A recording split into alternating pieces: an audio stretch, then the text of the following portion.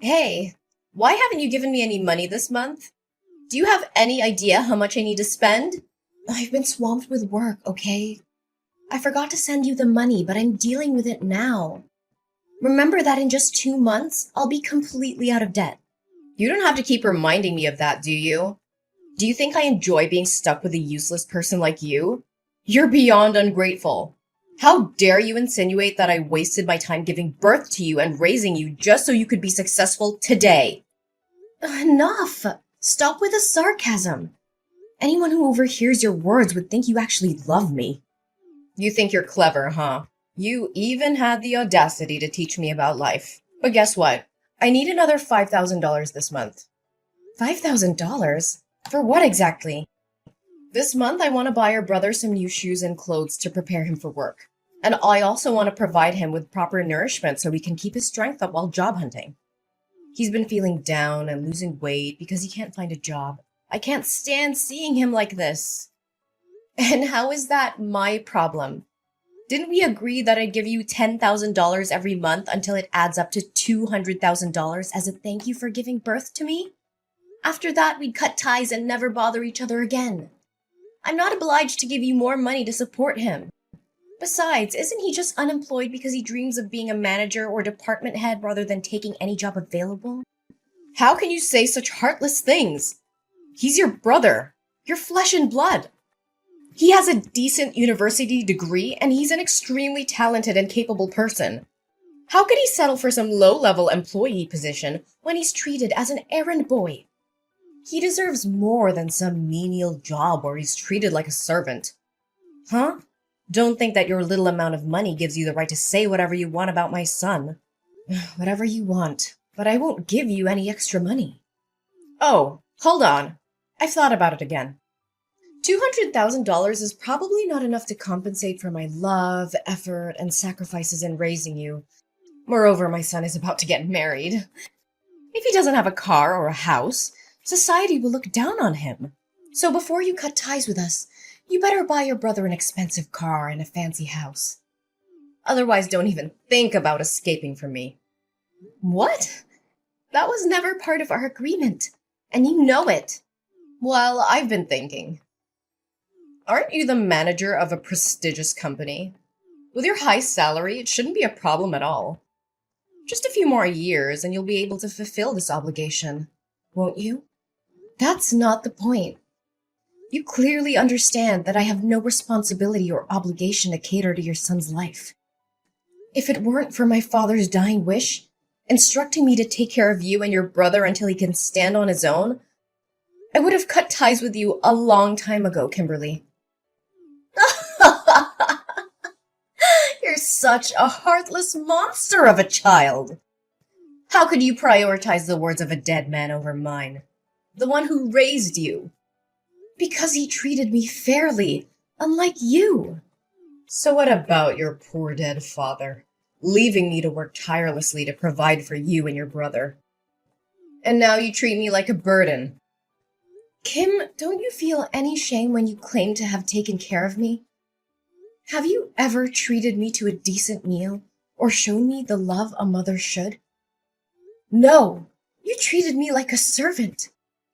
Don't forget how cruelly you treated me. Ugh, why bring up the past? I did what I did to toughen you up, to teach you how to survive in this world. It was all for your own good. Haven't you always listened to your father? Then obey his wish. Give me money, take care of us, and provide for my son and me for the rest of our lives. Dad said, until your brother comes of age. He's already 25 years old now. When will he finally grow up and take responsibility for himself? I don't care about that. You're my daughter, and you will do as I say. You will take care of my son and help him live a comfortable life. And if you can't buy him a house and a car, why don't you use your position as the head of the department to get him a job in your company? You can't let him struggle in this cruel society, can you? Hey, are you kidding me? This is absurd.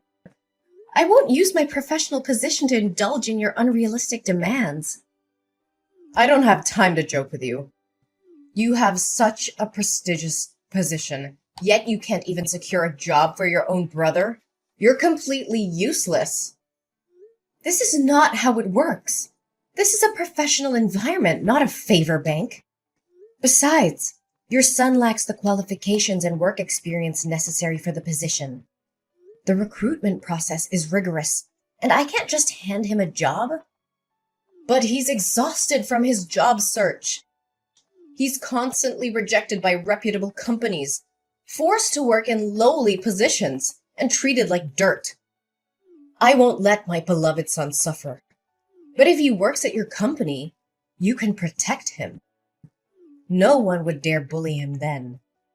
Everyone starts from entry-level positions and works their way up.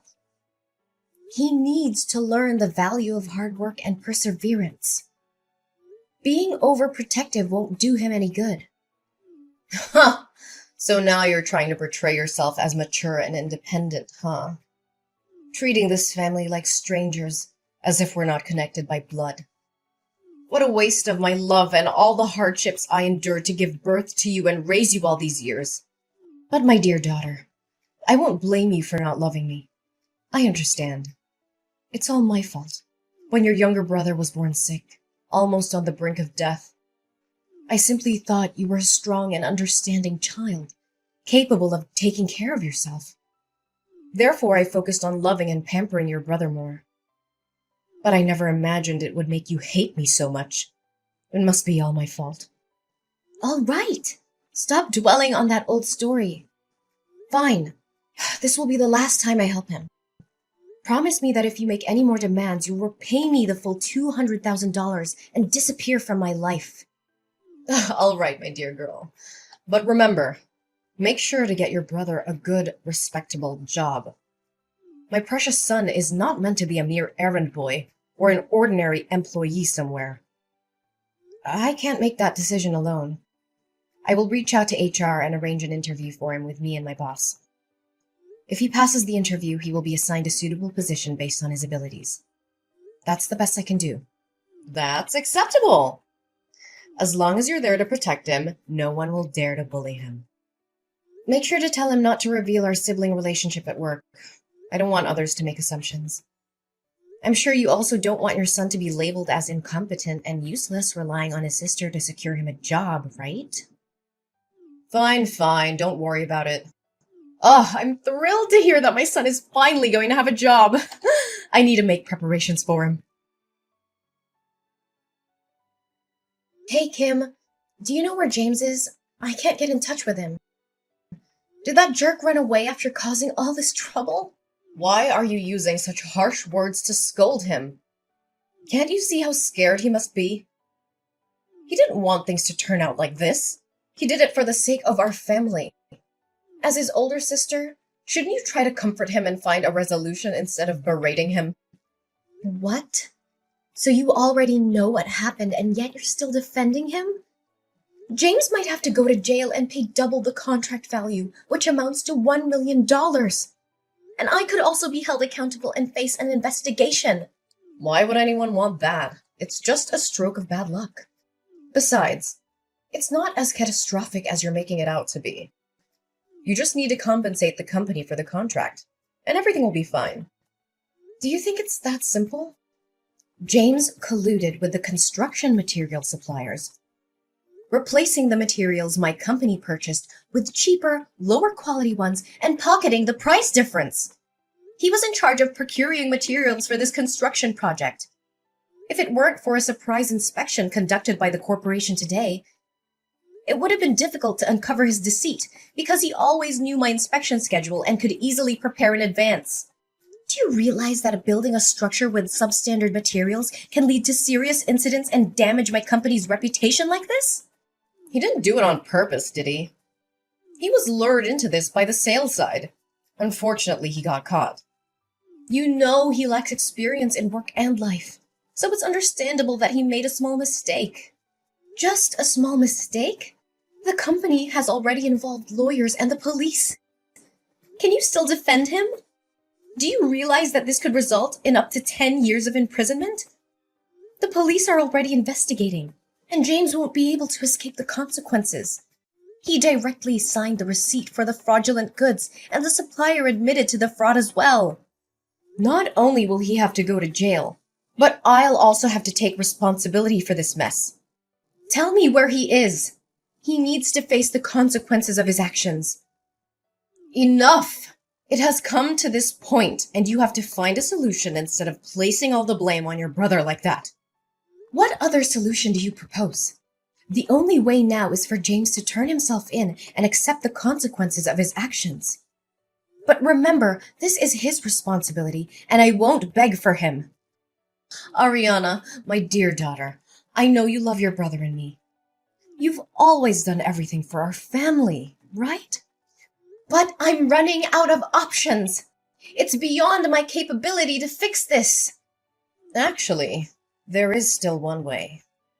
Since you're James's boss, if you take the blame for this, the severity of the crime will be lessened for him, right?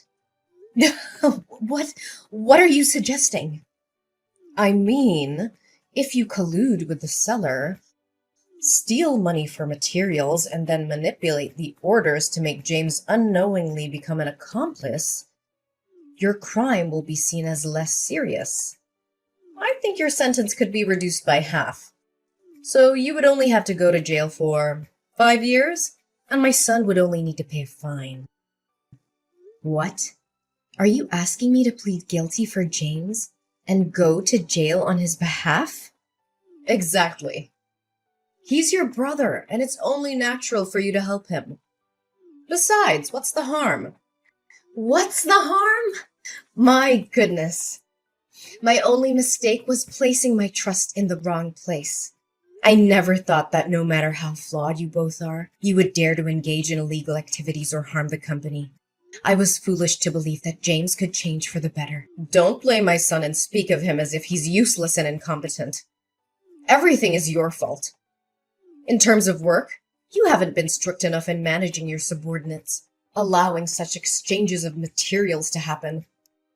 In terms of family, as the older sister, you couldn't even provide a house or a car for your younger brother, forcing him to struggle with a meager salary. And because of his low income, he can never afford a house. So I suggest he find a quicker way to earn more money. So, all of this is your fault, and now you have to take responsibility for it. What? What did you just say? Are you the one who instigated James to do these despicable things? How could you? You're willingly putting your own son behind bars. I always thought you made my life miserable, but I never expected you wouldn't even raise your favorite son properly.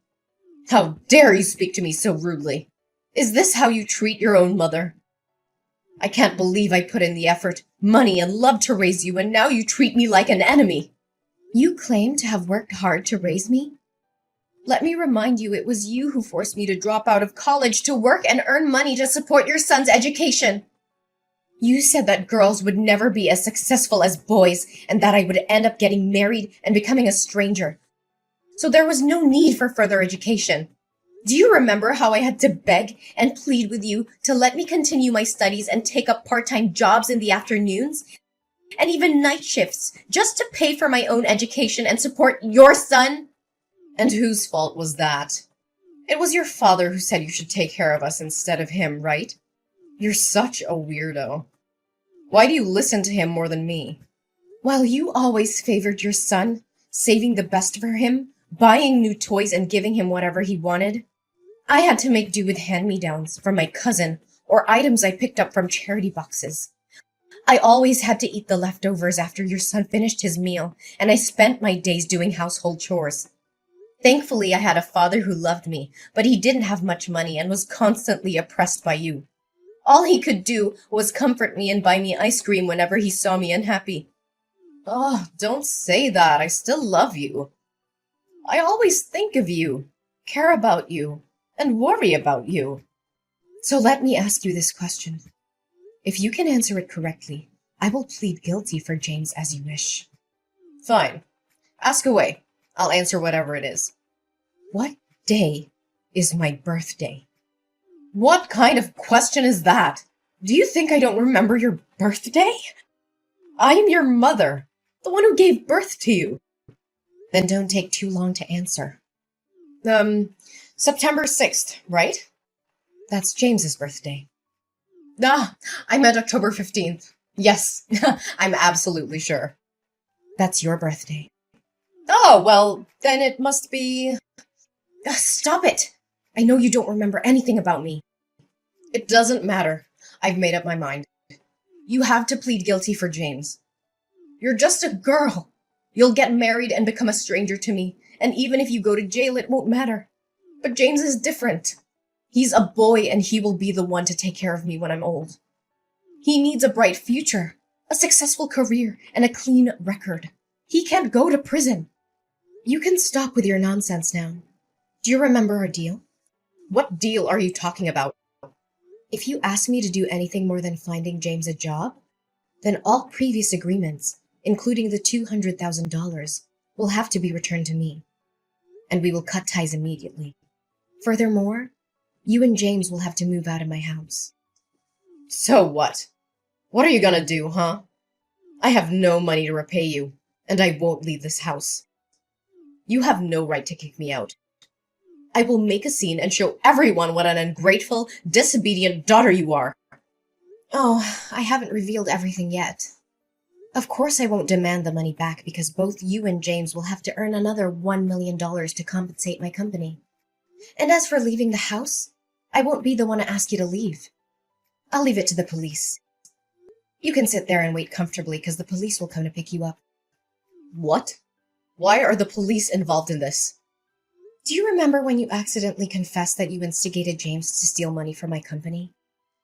Well, coincidentally, the police entered my room at that moment to request cooperation in their investigation, and I conveniently let them read the entire conversation. So, Kimberly, what am I supposed to do now? I can't plead guilty for your son, whether you like it or not. But here's some good news for you. You'll be able to accompany James in jail and not have to worry about accommodation and food for the next... let's say at least 5 years. You... How dare you betray your own mother? Ariana, you can't do this to me! But we already cut ties. Ah, no. It's much deeper than that, Kimberly. From this moment forward, I declare that you are no longer my mother. I refuse to be associated with someone who is willing to sacrifice ethics, integrity, and the well-being of others for personal gain. Our DNA may be the same, but our values and principles couldn't be more different. How can you say such things? We're family, Ariana. You can't just disown me like that. Family is supposed to be a source of love, support, and trust. But you've shown time and time again that you're willing to betray those ideals. I won't allow myself to be dragged down by your immoral actions any longer. I choose to surround myself with people who uplift and inspire me, not those who bring me down. Ariana, please, I'm begging you to help me. I know I've made terrible mistakes, but I genuinely love you more than anyone, even more than James. You're my daughter, and my heart aches at the thought of losing you. Begging for help now, Kimberly? After all that's happened? It's quite ironic that you claim to love me more than James. Your words hold no weight when your actions have shown a different story. Ariana, please, I'm begging you to listen. I know I've made mistakes, but deep down, my love for you has always been greater than anything. Please, Ariana, I'm on my knees begging you. Don't turn your back on me. You're my daughter, my flesh and blood.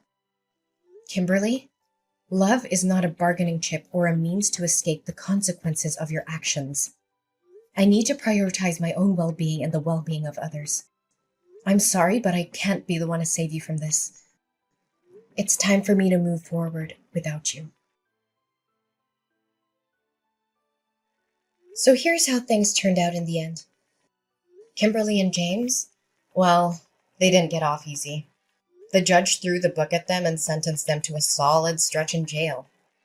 James got slapped with a 10-year sentence, while his dear old mom, Kimberly, got a solid 8 years. Ouch. As for me, well, I managed to dodge that bullet. The investigation cleared my name, and I was found innocent of any involvement in their shady schemes. Can I get a hallelujah? It was a huge relief, let me tell you. No bars for this gal. But you know what? I decided it was time to make a fresh start.